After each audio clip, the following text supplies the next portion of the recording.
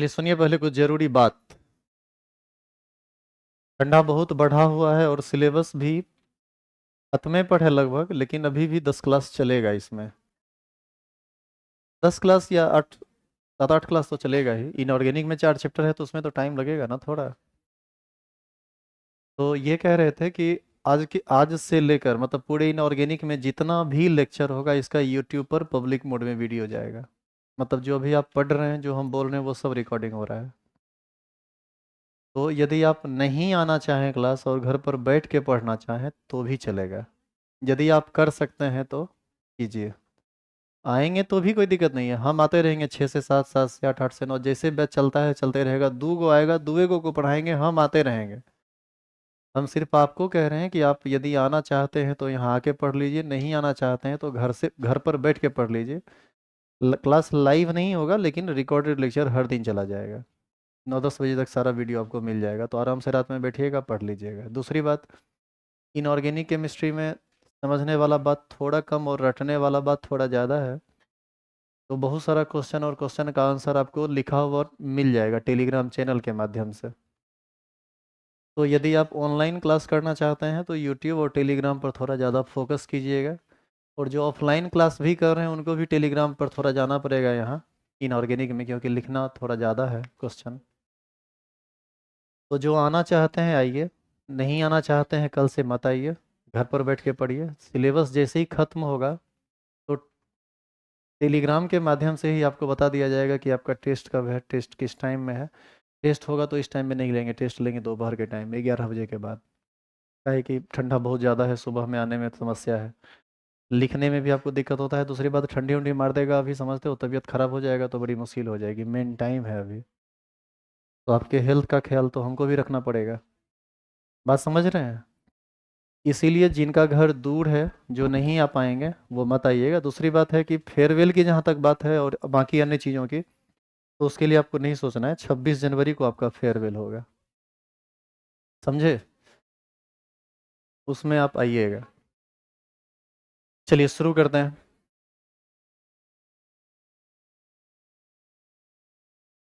Inorganic chemistry में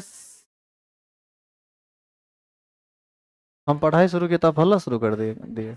जब तक जिलेबी वाला बात होते रहा तब तक बहुत शांत थे। शांत रहिए। इनऑर्गेनिक केमिस्ट्री में सबसे पहले हम लोग पढ़ रहे हैं D and F block element, जो आज स्टार्ट होकर आज ही खत्म भी हो जाएगा। मात्र 4 5 6 गो मात्र क्वेश्चन है, उसमें लिखना मात्र 2 गो है क्लास में, बाद बाकी सब आपके कॉपी में लिखा हुआ है। बाकी हम यहाँ से प्रोजेक्ट कर देंगे, समझा देंगे। डी एंड एफ ब्लॉक का जो सबसे पहला क्वेश्चन है वह है, कोई भी संक्रमण श्रेणी केवल 10 तत्व ही रखते हैं, क्यों? संक्रमण श्रेणी से पहले आप क्या समझते हैं ये बताइए। डी ब्लॉक एलिमेंट आप पढ़े थे आवर्त सारणी में, जिसमें एक श्रेणी था 3D श्रेणी, एक था 4D श्रेणी, एक था 5D श्रेणी। उस सभी तत्व को 3D श्रेणी में रखा गया है जिसका अंतिम इलेक्ट्रॉन 3D कक्षक में जाता है।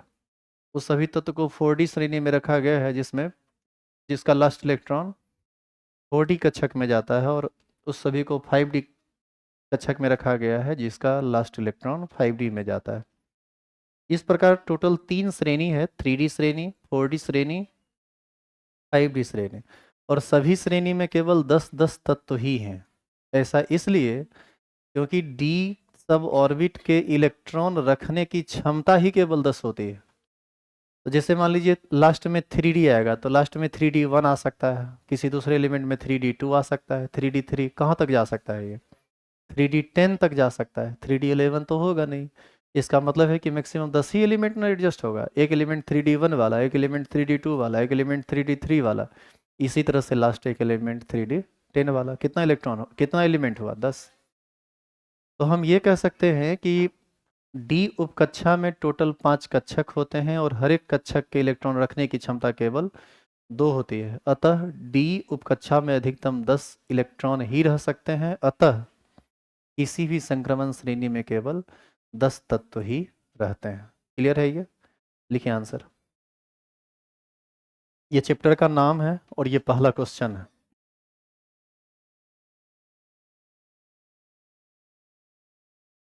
लिखेंगे, डी उपकक्षा में कुल 5 कक्षक होते हैं। थोड़ा तेजी में लिखिए तो।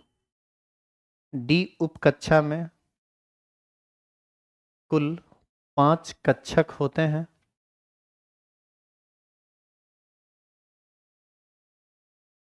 तथा प्रत्येक कक्षक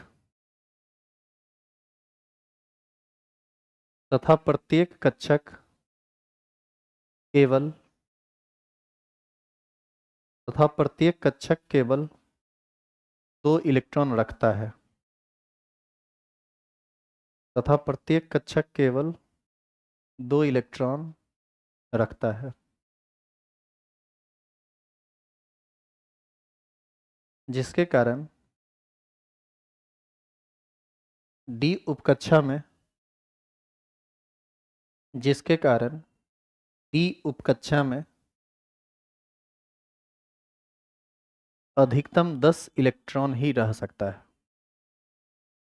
जिसके कारण डी उपकक्षा में अधिकतम 10 इलेक्ट्रॉन ही रह सकता है। डी उपकक्षा में अधिकतम 10 इलेक्ट्रॉन ही रह सकता है। अतः किसी भी संक्रमण श्रेणी में अतः किसी भी संक्रमण श्रेणी में अतः किसी भी संक्रमण श्रेणी में अधिकतम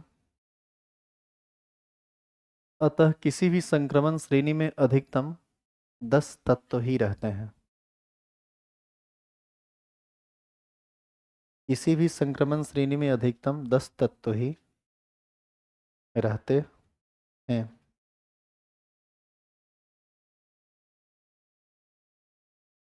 क्वेश्चन नंबर दूसरा जो टेलीग्राम पर इसका आंसर दिया गया था, संक्रमण तत्व प्रायः रंगीन यौगिक का निर्माण करते हैं क्यों? और तीसरा, संक्रमण तत्व की ऑक्सीकरण अवस्था अलग अलग होती है क्यों? ये दोनों क्वेश्चन आप लिख चुके हैं ना? नहीं लिखे हैं? नहीं लिखे हैं तो लिख लीजिएगा, दोनों क्वेश्चन लिखिए। दोनों क्वेश्चन लिखिए और इसका आंसर आप घर पर लिखिएगा। टेलीग्राम पर इसका आंसर दे दिया गया है। अभी हम इसको एक बार फिर से समझा देते हैं। जो लिखा हुआ है उसको हम प्रोजेक्ट कर देते हैं यहाँ बोर्ड पर। यदि आप घर पर ऐसे नहीं लिख सके तो मोबाइल खोलिएगा, यूट्यूब देखिएगा, वीडियो में जाके वहाँ भी आप लिख सकते हैं।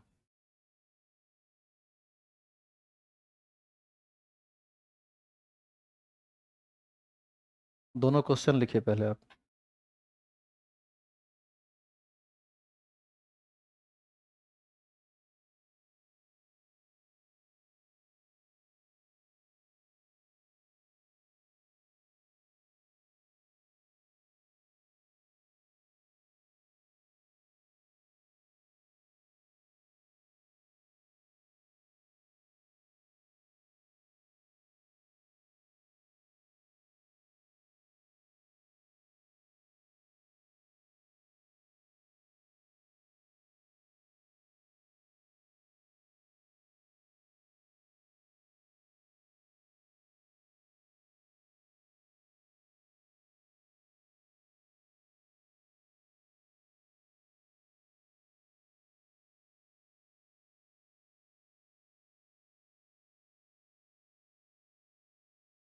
हो गया लिखा हुआ? क्वेश्चन पूरा कर लिए?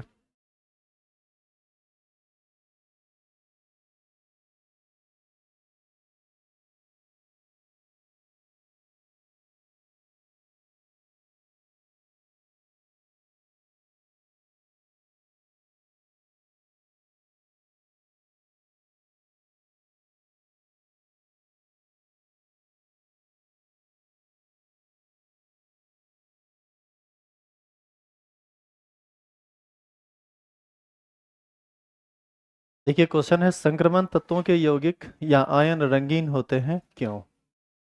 आंसर बोर्ड पर लिखा हुआ, एक बार हम पढ़ते हैं और समझाते हैं, देखिएगा ध्यान से इधर। अच्छा, ये दोनों क्वेश्चन बिल्कुल इसी रूप में आप जहाँ चैप्टर पढ़े हैं ना, चैप्टर के देखिएगा जहाँ पर एफ ब्लॉक स्टार्ट हुआ है उसके ठीक पहले ये दोनों क्वेश्चन आपको लिखा हुआ मिलेगा, और यही लिखे हैं आप, कुछ दूसरा नहीं, यही पीपीटी फाइल भी है। संक्रमण तत्वों में डी कक्षक आंशिक रूप से भरे होते हैं। आप याद कीजिए, केवल उसी तत्व को हम संक्रमण तत्व कहते हैं जिसका डी कक्षक पूर्ण रूप से भरा हुआ नहीं होता है, मतलब उसमें अनपेयर्ड इलेक्ट्रॉन होना चाहिए। संक्रमण तत्वों में डी कक्षक आंशिक रूप से भरे होते हैं। इसमें उपस्थित अयुग्मित इलेक्ट्रॉन दृश्य प्रकाश की ऊर्जा को अवशोषित करके उच्च ऊर्जा वाली डी कक्षक में चले जाते हैं। इसे डीडी संक्रमण कहते हैं। फलस्वरूप परावर्तित प्रकाश सफेद न होकर रंगीन होता है, इसलिए संक्रमण तत्वों के यौगिक या आयन रंगीन होते हैं। इसीलिए Cu प्लस रंगहीन है, जबकि Cu2 प्लस आयन नीला होता है। अब Cu2 प्लस और Cu की बात कैसे आ गई, आप इसको समझिए। यदि आप कॉपर का कन्फिग्रेशन देखें तो इसका कन्फिग्रेशन होता है 4s1 3d10। यदि आप Cu प्लस का कन्फिग्रेशन देखेंगे तो ये होगा 4s0 3d10। और यदि Cu2 प्लस का कन्फिग्रेशन देखेंगे तो ये कन्फिग्रेशन होगा 4s0 3d9। देखिए ये फुल फील्ड है ना, फुल फील्ड है तो इसमें संक्रमण नहीं होगा, डी ट्रांजिशन। पूरा का पूरा भरा हुआ है तो इलेक्ट्रॉन एक से दूसरे में जंप क्यों करेगा, जबकि इसमें पूरा का पूरा भरा हुआ नहीं है। तो यहाँ पर डी संक्रमण होगा, यानी यहाँ पर अनपेयर्ड इलेक्ट्रॉन है, ये रंगीन होगा और ये रंगहीन होगा। तो ये इससे संबंधित इसका आंसर है। तो जो भी लोग ऑनलाइन लिखना चाहते हैं आप इसको देख के लिख सकते हैं। तो और ये इसमें भी आप लगा दीजिए, इसमें VVI लगा दीजिए। दोनों क्वेश्चन इंपॉर्टेंट है VVI में। इसका अगला क्वेश्चन था, संक्रमण तत्व तो अलग अलग तरह की संयोजकता या ऑक्सीकरण संख्या प्रदर्शित करता है, क्यों? सुनिए, इधर पहले आप क्वेश्चन को समझिए। आयरन का ऑक्सीकरण संख्या +2 भी होता है और आयरन का ऑक्सीकरण संख्या +3 भी होता है। तो बताइए, दो तरह का ऑक्सीकरण अवस्था हो गया। सोडियम का ऑक्सीकरण अवस्था केवल +1 होता है, मैग्नीशियम का ऑक्सीकरण अवस्था केवल +2 होता है, जबकि आयरन +2 भी होता है, +3 भी होता है। कॉपर का देखा +1 भी होता है, +2 भी होता है। तो यही ये क्वेश्चन कहता है कि ये संक्रमण तत्व जो होते हैं ये अलग अलग तरह का ऑक्सीकरण अवस्था शो करता है। इसका कारण क्या है? देखिए इसका कारण क्या है, इसके लिए आपको एक बार फिर से कुछ रफ काम करना पड़ेगा। देखो, Fe का कॉन्फ़िगरेशन होता है आर्गन 4s2 3d6। ये बाहरी कक्षा का s उपकक्षा है, इसलिए इसको हम लोग बोलते हैं NS। और ये बाहरी कक्षा के एक अंदर कक्षा का डी उपकक्षा है, इसलिए इसको बोला जाता है N-1। बाहरी कक्षा से एक अंदर मतलब -1d। एक्चुअल में NS और N-1d दोनों में ऊर्जा का अंतर काफी कम होता है, जिसके कारण NS का इलेक्ट्रॉन भी बंधन बनाने में भाग लेता है और N-1d का इलेक्ट्रॉन भी बंधन बनाने में भाग लेता है। अब इसका यदि भाग लेगा तो ऑक्सीकरण संख्या अलग होगा, और इसके साथ यदि इसका भी भाग ले लिया तो ऑक्सीकरण संख्या अलग होगा। जैसे यदि ये दोनों इलेक्ट्रॉन भाग लिया, ये दोनों इलेक्ट्रॉन बाहर निकलेगा तो ऑक्सीकरण अवस्था कितना होगा? +2। और आप यदि आयरन +3 देखते हैं तो यहाँ पर ये दोनों इलेक्ट्रॉन भी निकलेगा और एक इलेक्ट्रॉन यहाँ से निकलेगा, तो 6 से हाफ फील्ड में आ जाएगा, क्या हो जाएगा 5। तो इसका +3 हो गया। बताइए, NS से 2 इलेक्ट्रॉन भाग लिया, N-1d से भी एक इलेक्ट्रॉन भाग ले लिया। यही कारण है कि इसका ऑक्सीकरण अवस्था अलग अलग होता है। यही बात यहाँ पर लिखा हुआ भी है। संक्रमण तत्व तो अलग अलग तरह की संयोजकता या ऑक्सीकरण संख्या प्रदर्शित करता है, क्योंकि NS तथा N-1d कक्षक में ऊर्जा का अंतर काफी कम होता है, जिसके कारण N-1d तथा NS दोनों कक्षक में उपस्थित इलेक्ट्रॉन बंधन बनाने में भाग लेते हैं और उसकी संयोजकता अलग अलग तरह की हो जाती है। यहाँ पर जैसे में वही आयरन वाला लिखाएगा तो ये लिखना है, और इसके बाद जैसे में लिखना चाहते हैं तो यहाँ पर आप लिख लीजिए कि जैसे आयरन है, जैसे आयरन है तो आयरन +2 में भी रहता है और आयरन +3 में भी रहता है। कॉपर +2 में भी रहता है, +1 में भी रहता है। तो यही इसका प्रॉपर आंसर है। तो ये दो क्वेश्चन आप या तो यूट्यूब से लिख लीजिए या टेलीग्राम पर हम भेजें वहाँ से लिख लीजिए। अगला क्वेश्चन लिखिए, तो क्वेश्चन नंबर 4।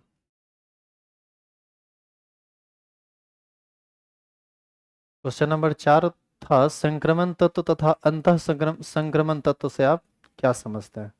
लिखिए तो क्वेश्चन, लिखेंगे क्वेश्चन नंबर 4।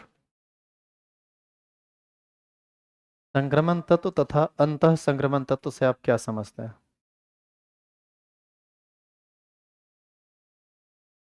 सब आदमी आधा क्वेश्चन लिख लिया, तुम दोनों बतियाइए रही है अभी तक। हम्म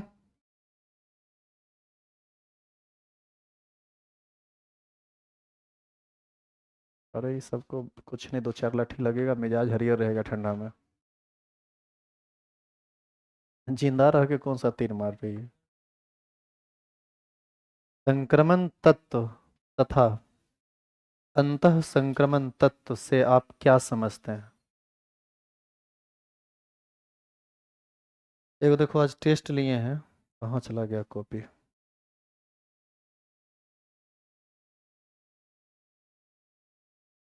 सब मिला दिया क्या रे? उपट किया।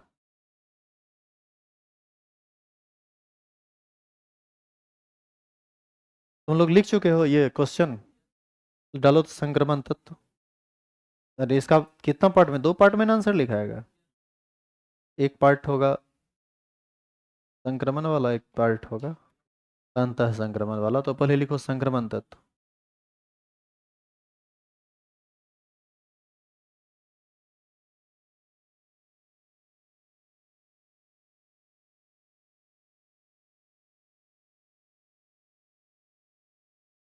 लिखेंगे डी ब्लॉक के वह तत्व, डी ब्लॉक का वह तत्व,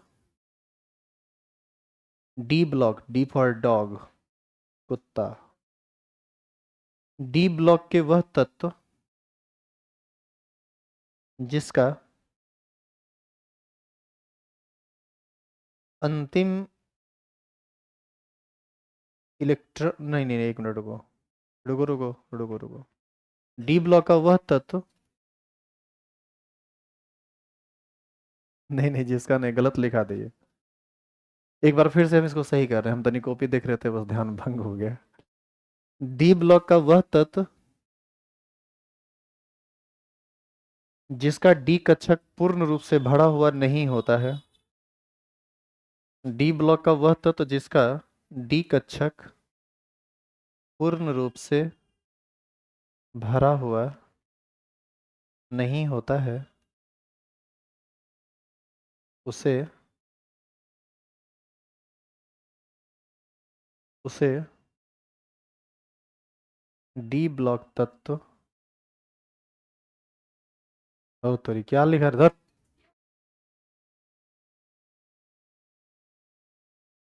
हाँ, अब फिर से लिखा रहे हैं। डी ब्लॉक का वह तत्व जिसका डी कक्षक पूर्ण रूप से भरा हुआ नहीं होता है, उसे संक्रमण तत्व कहते हैं।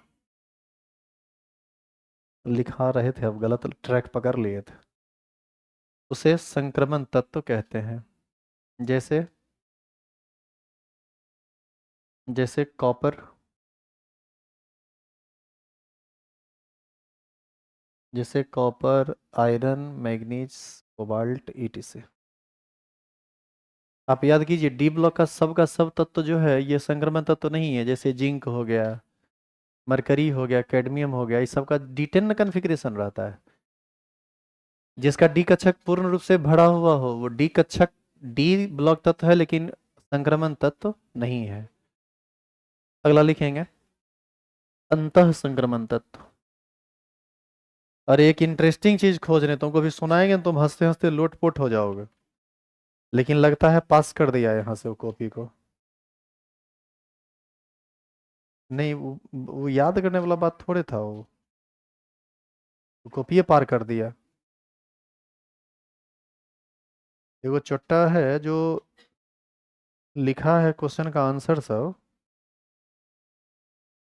पता नहीं क्या पढ़ा साल भर, भगवान के दया से। 2 साल में, हाँ। मतलब समझ लो कि सब यदि केमिस्ट्री में पास कर गया ना, तो गुनाहगार केमिस्ट्री का टीचर है जो इसका कॉपी चेक करेगा। और गुनाहगार हम भी हैं जो इसको हम साल भर 2 साल पढ़ाए हैं। अभी सबका कुछ नहीं हो सकता है ना। पास कर दिया कॉपी, कॉपी निकाल दिया यहाँ से।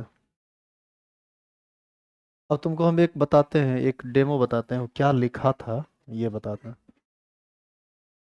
ऐसे हम तुमको इसलिए खोज रहे थे क्योंकि हम जो बात बोलते हैं विथ एविडेंस बोलते हैं, ऐसे तुम लोग को लगेगा ना कि झूठ बोल रहे हैं। तुम लोग के साथ बहुत संभल के बोलना पड़ता है। चला गया लगता है कॉपी लेके, उस लिखे क्वेश्चन। एक क्वेश्चन बताते हैं, हर क्वेश्चन ऐसा ही था। जैसे क्वेश्चन था कि क्वथनांक उन्नयन से आप क्या समझते हैं, टेस्ट में पहला क्वेश्चन था 6 से 7 में। लिखा क्वथनान कुंडन में जब इलेक्ट्रॉन विलयन में जाता है तो इलेक्ट्रॉन आकर्षित होता है, आकर्षित होने के बाद बंधन बनाता है, बंधन बनाता है तो एकदम ऐसे जैसे बोल रहे हैं ना, एकदम इसी भाषा में। नाभिक में जाता है, नाभिक आता है, फिर सो जाता है। अजीब अजीब बात लिखे हुए था, वो क्या लिखे हुए था कुछ पता ही नहीं चल रहा था। अंत में लिख दिया क्वथनान कुंडन कहा जाता है। हर क्वेश्चन में इलेक्ट्रॉन लाया, प्रोटॉन लाया, हर क्वेश्चन में एक भी क्वेश्चन का आंसर ऐसा नहीं था जिसमें इलेक्ट्रॉन को छोड़ा है।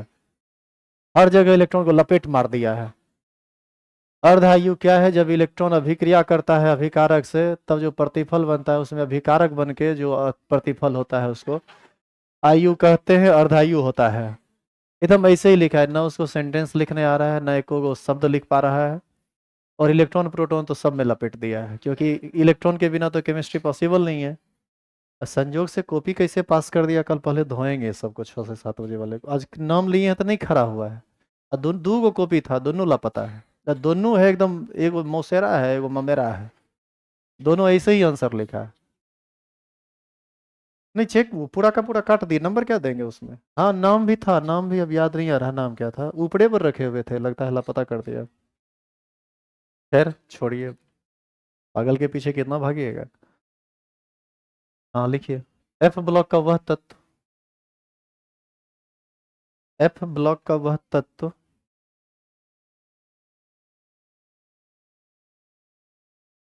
लिखिए पूरा। एफ ब्लॉक का वह तत्व जिसका अंतिम electron, no no no, F block, नहीं नहीं नहीं नहीं, सुनिए पहले 1 मिनट अरे शांत रहो यार, इतना बोलते हैं, चुप रहिए ना, हम उसको संभाल लेते हैं यदि गड़बड़ी हुई तो। आप अंतः संक्रमण तत्व लिख रहे हैं ना, तो ठीक लिख रहे हैं। एफ ब्लॉक का वह तत्व जिसका एफ कक्षक पूर्ण रूप से भरा हुआ नहीं होता है। एफ ब्लॉक का वह तत्व जिसका एफ कक्षक पूर्ण रूप से भरा हुआ नहीं होता है, उसे उसे अंतः संक्रमण तत्व कहते हैं। उसे अंतः संक्रमण तत्व कहते हैं। जैसे लिख दीजिएगा,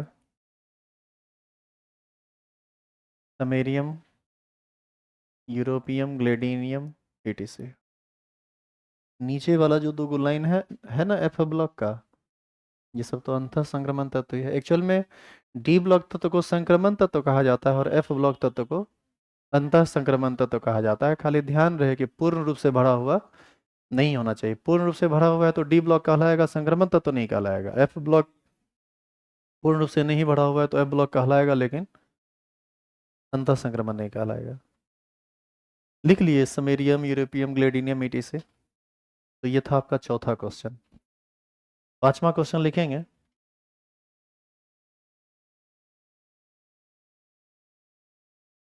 लिंथेनाइड आकुंचन से आप क्या समझते हैं? क्वेश्चन नंबर 5 और क्वेश्चन नंबर 6 दोनों लिखिए तो।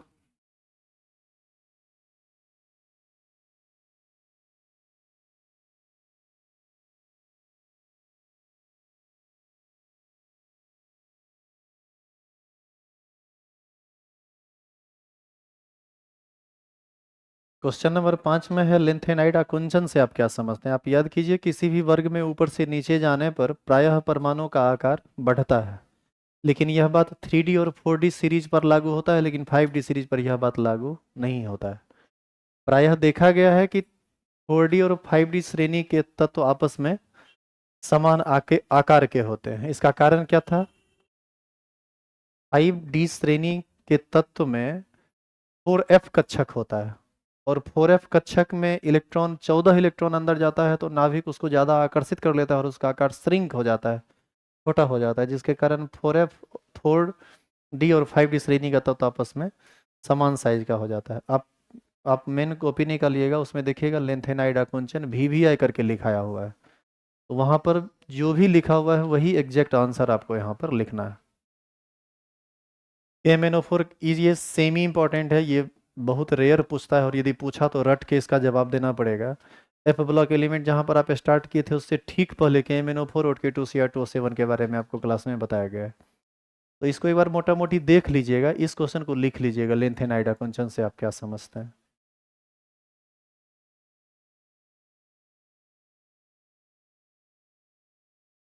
हो गया।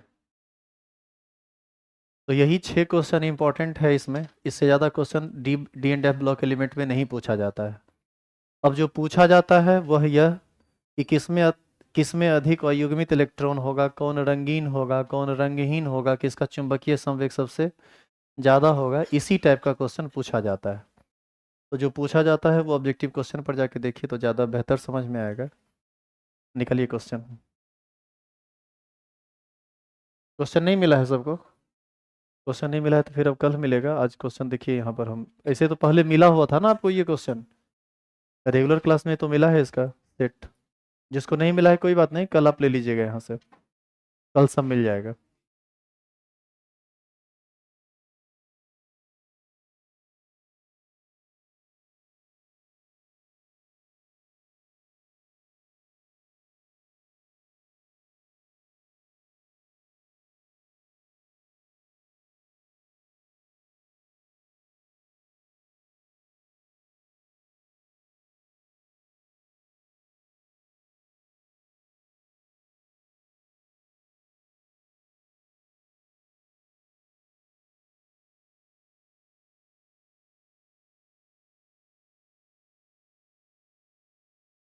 और अब बोर्ड पर ध्यान से देखिए।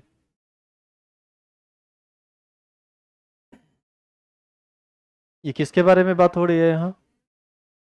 लेंथेनाइडा कुंचन।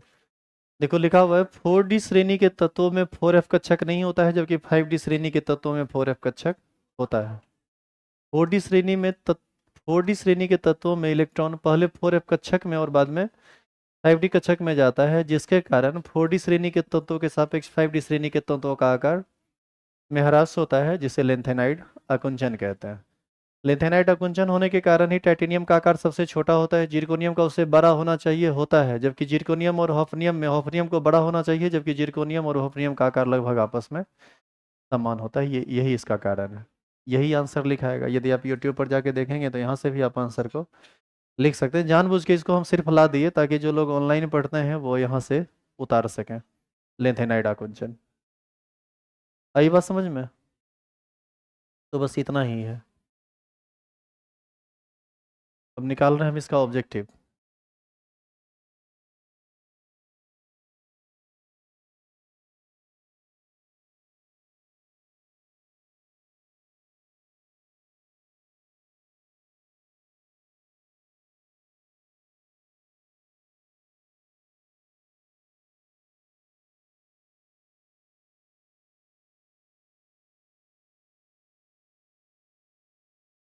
सबसे पहला है लेंथेनाइट आकुंचन में क्या होता है, आयनिक त्रिज्या घट जाता है। एक का सी। आप आंसर अभी लिख लीजिए, या फिर क्वेश्चन है तो चेक मार लीजिए। क्वेश्चन जब आपको कल मिलेगा तो उसमें चेक लगा देना, इसे हल्का है, ये सब भारी नहीं है ज़्यादा। क्वेश्चन नंबर 2 है, निम्न में से कौन प्रबल अनुचुंबकीय है? प्रबल, सुनो पहले, प्रबल अनुचुंबकीय वह होगा जिसमें अयुग्मित इलेक्ट्रॉन की संख्या अधिक होगी। तो आपको बस ये ज्ञात करना है कि अयुग्मित इलेक्ट्रॉन अधिक कहाँ है। इसको कैसे ज्ञात करेंगे आप इसको देखिए। कॉपर +1 है, इसका कन्फिग्रेशन होगा 4s0 3d10। विन्यास बताए हैं ना अभी निकालने के लिए, तो वैसे निकालिए। इसमें 0 अनपेड इलेक्ट्रॉन आएगा।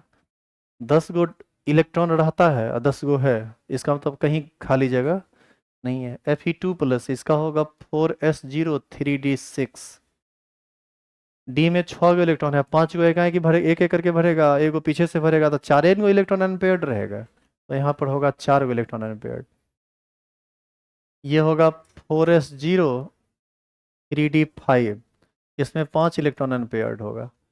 और ये होगा 4s0 3d9, इसमें 1 इलेक्ट्रॉन अनपेयर्ड होगा। तो सबसे ज़्यादा इलेक्ट्रॉन कहाँ अनपेयर्ड है? सी में। तो इसका सी ही सही ऑप्शन है, इसका सी नंबर होगा। अच्छा, इसमें 1 इलेक्ट्रॉन अनपेयर्ड कैसे हम समझे? 3d9 है, 5 गो सीधा सीधा, अब 5 गो पीछे से पेयर्ड करेगा तो एगो बच न जाएगा अनपेयर्ड। तो वैसे ही पता किया गया। इसके पास सबसे अधिक अयुग्मित इलेक्ट्रॉन है, इसका निकालोगे आएगा 4s0 3d 10। बताइए 0 अनपेड इलेक्ट्रॉन, Fe2 प्लस इसका निकालोगे आएगा 4s0 3d6। इसमें 4 अनपेड इलेक्ट्रॉन, इसका निकालोगे आएगा 4s0 3d8। इसमें 2 इलेक्ट्रॉन अनपेयर्ड होगा और इसमें 0 अनपेयर्ड इलेक्ट्रॉन होगा, ये होगा 4s0 3d10। कौन सही आंसर? सबसे ज़्यादा अनपेयर्ड 4 इसी में बी नंबर में ना आया, तो इसका सही ऑप्शन होगा बी नंबर। ये समझ में आ रहा है कि कैसे अनपेड इलेक्ट्रॉन निकाल रहे हैं? 3d10 है, पूरा का पूरा भरा हुआ है, अनपेड 0। 3d6 है, 5 डब्बा, 5 इलेक्ट्रॉन सीधा सीधा भराएगा, एगो पीछे से पेड करेगा, 4 इलेक्ट्रॉन बच न जाएगा, वैसे ही निकाल रहे हैं। संक्रमण तत्वों का सामान्य इलेक्ट्रॉनिक विन्यास n-1d1 to 10 ns01 या 2। निम्नलिखित संक्रमण धातु आयन जिसका चुंबकीय आघूर्ण अधिकतम होगा उसके बाह्यतम इलेक्ट्रॉनिक विन्यास होगा 3d5। d5 का मतलब 5 इलेक्ट्रॉन, पांचों का पांचों अनपेयर्ड, और 5 से ज्यादा इलेक्ट्रॉन अनपेयर्ड डी में हो नहीं सकता है, चाहे 5 से इलेक्ट्रॉन कम रहे तो भी और 5 से इलेक्ट्रॉन ज्यादा रहे तो भी।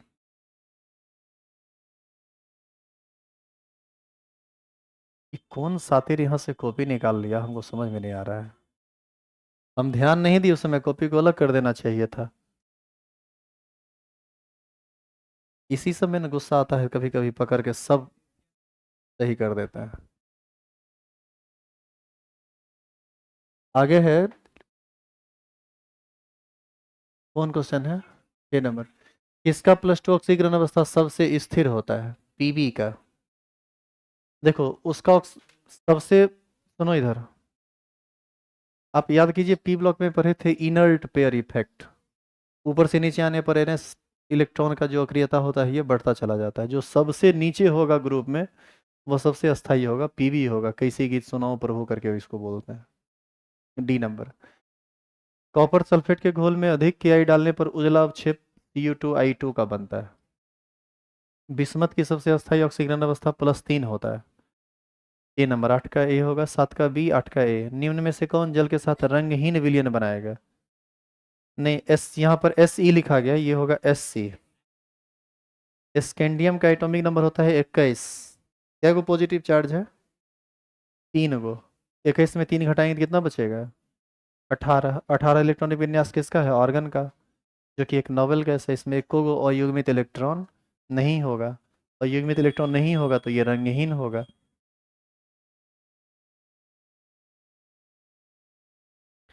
निम्न संक्रमण धातु में सबसे अधिक ऑक्सीकरण संख्या कौन दर्शाता है? Manganese, Mn। Mn। डी कक्षा की आकृति कैसी होती है? डबल डम्बवेल। दोनों का सेकंड सेकंड ऑप्शन होगा। नीचे लिखे गए संक्रमण धातु में कौन प्रतिचुंबकीय है? Zn2+। इसका कन्फिग्रेशन निकालोगे नहीं, ये आएगा 4s0 3d10। 3d10 आएगा मतलब सबका सब इलेक्ट्रॉन युग्मित, तो प्रतिचुंबकीय होगा। अनुचुंबकीय होने के लिए कम से कम एक इलेक्ट्रॉन अनपेयर्ड चाहिए, और प्रतिचुंबकीय होने के लिए सारा का सारा पेयर्ड। प्रथम सम, प्रथम संक्र प्रथम श्रेणी संक्रमण धातु का सामान्य ऑक्सीकरण अवस्था +2 होता है। 13 का ए। संक्रमण धातु अलग अलग तरह की संयुक्ता दर्शाता है क्योंकि उसका संयोजी इलेक्ट्रॉन अलग अलग उपकक्षा में रहता है। 14 का सी। निम्न में से कौन प्रथम श्रेणी संक्रमण धातु नहीं है? मैग्नीशियम। मैग्नीशियम संक्रमण धातु ही नहीं है, वो तो क्षारीय मृदा धातु है। निम्न में से हरा होता है ग्रीन विट्रियोल, FeSO4 × 7H2O को कहा जाता है। ए नंबर। 15 का लास्ट ऑप्शन होगा, 16 का फर्स्ट ऑप्शन होगा, 17 का थर्ड ऑप्शन होगा, डी ब्लॉक मतलब सी ऑप्शन। संक्रमण धातु किसको बोलते हैं? डी ब्लॉक को। क्षारीय मृदा धातु कौन है? कैल्शियम। देखो प्रथम वर्ग के तत्व को कहा जाता है अल्कली धातु, और द्वितीय वर्ग के धातु को कहा जाता है क्षारीय मृदा धातु, एल्कलाइन अर्थ मेटल। याद है बेटा मांगे कार स्कूटर बाप राजी, इससे हम इसको याद करते थे, कैल्शियम होगा। A+ किसके साथ सम इलेक्ट्रॉनिक है? सम इलेक्ट्रॉनिक का मतलब जिसमें इलेक्ट्रॉन की संख्या समान हो। ए का एटॉमिक नंबर होता है 19। एक पॉजिटिव चार्ज, यानी इसमें 18 है, इलेक्ट्रॉन बचा। इसमें से कौन ऐसा है जिसमें 18 इलेक्ट्रॉन है? आर्गन। आर्गन 18, 3 नंबर ऑप्शन होगा।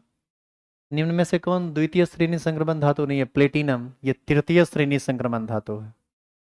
निम्न आयन में किसका चुंबकीय संवेग सबसे ज्यादा होगा? यहाँ भी अब निकालना पड़ेगा। इसका कन्फिग्रेशन होगा 4s0 3d5, 5 इलेक्ट्रॉन और युग्मित। हमको लगता है यही आंसर होगा। यह होगा 4s2 3d6, इसमें 4 इलेक्ट्रॉन अनपेयर्ड होगा। इसका होगा 4s0 3d2, इसमें 2 इलेक्ट्रॉन अनपेयर्ड होगा। ये होगा 4s0 3d 24, तो 22, 4 कितना होगा? 4 होगा क्या यहाँ? इसमें 4 इलेक्ट्रॉन अनपेयर्ड। इसका होता है ना 3d1, सॉरी 4s1 3d5 होता है ना, एक इलेक्ट्रॉन यहाँ से निकलेगा। हाँ ठीक है, इसमें 4 इलेक्ट्रॉन अनपेयर्ड होगा। कौन होगा सही आंसर? जिसमें अयुग्मित इलेक्ट्रॉन सबसे ज्यादा होगा वह अधिक चुंबक उसका चुंबकीय संवेग सबसे ज्यादा होगा, तो इसका आंसर होगा Mn2+।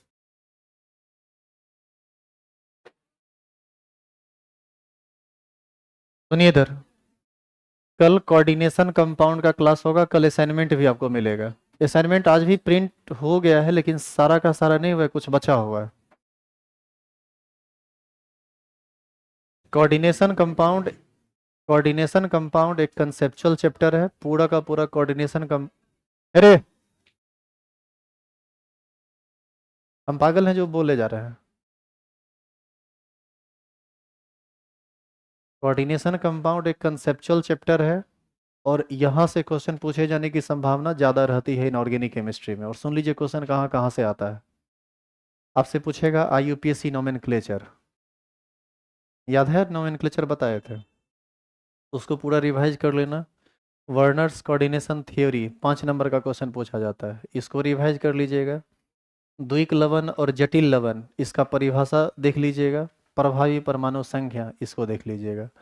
बस इतना से ही क्वेश्चन आता है। और एक ऑब्जेक्टिव क्वेश्चन आता है, किसका सेप चतुष्फलकीय होगा, किसका अष्टफलकीय होगा, इस तरह का क्वेश्चन आता है। तो इस सब को हम अगला 2 दिन में ख़त्म करेंगे, 2 दिन इसमें लगेगा ख़त्म करने में कोऑर्डिनेशन कंपाउंड का। जो भी क्वेश्चन होगा आंसर होगा प्रॉपर क्लास में भी होगा, ऑनलाइन यदि आप करेंगे तो ऑनलाइन भी होगा। आज का लेक्चर भी ऑनलाइन हम डालेंगे। इनऑर्गेनिक का सब पब्लिक मोड में जाएगा, तो जिनको घर पर पढ़ना हो घर पर पढ़ लीजिएगा, यहाँ पढ़ना हो यहाँ पढ़ लीजिएगा। जितना भी क्वेश्चन है, यदि आपके पास PDF ये हार्ड कॉपी नहीं है, तो टेलीग्राम पर सारा का सारा PDF भेजा जा चुका है, तो आप वहाँ से भी क्वेश्चन को देख सकते हैं, वहाँ से भी काम कर सकते हैं। आपको जैसे सुविधा बुझाए वैसे क्लास कीजिए, या तो ऑनलाइन या फिर ऑफलाइन। क्लास जब भी टेस्ट होगा तो आपको बोल दिया जाएगा, क्लास में आके टेस्ट दे दीजिएगा। टेस्ट का टाइम 11 बजे के बाद अब रहेगा, क्योंकि ठंडा बहुत ज़्यादा है, मॉर्निंग में हम नहीं बुला सकते आपको, लिखने में भी नहीं होता है। और दूसरा चीज़, आपका फेयरवेल 26 जनवरी को ही होगा, और 26 जनवरी को ही आपका लास्ट क्लास होगा। इससे पहले जितना तमाशा करना है कर लीजिए। आइए कल